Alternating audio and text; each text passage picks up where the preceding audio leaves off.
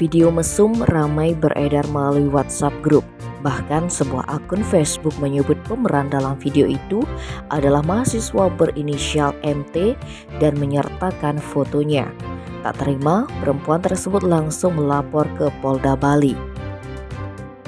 Dalam video yang beredar, tampak pria dan wanita bertelanjang bulat sedang berhubungan badan di atas kasur warna biru, tetapi wajahnya tidak ditunjukkan. Sementara itu melalui akun Facebook berinisial ID, foto MT diunggah dengan menyertakan caption bernada vulgar.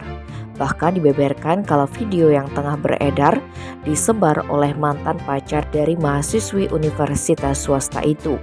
Akun itu juga menyertakan sebuah link untuk mengakses video tersebut. Namun, link yang disertakan diduga sebagai link phishing.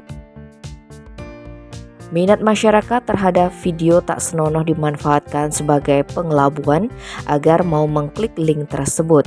Jika seseorang mengkliknya, data pribadi bisa tercuri dan bahkan bisa dipakai untuk membobol rekening. Sementara MT menampik perempuan dalam video adalah dirinya dan menyebutnya sebagai hoax. Karena namanya telah dicemarkan, maka MT melaporkan ini ke Direktorat Reserse Kriminal Khusus Polda Bali pada Rabu 8 Maret. Kasubdit 5 Cyberdit Reskrimsus Polda Bali AKBP Nanang Prihasmoko membenarkan adanya laporan berbentuk pengaduan masyarakat tersebut. Nanang pun akan memanggil pelapor atau korban untuk klarifikasi kebenaran video tersebut, sambil menyelidiki penyebar konten porno tersebut.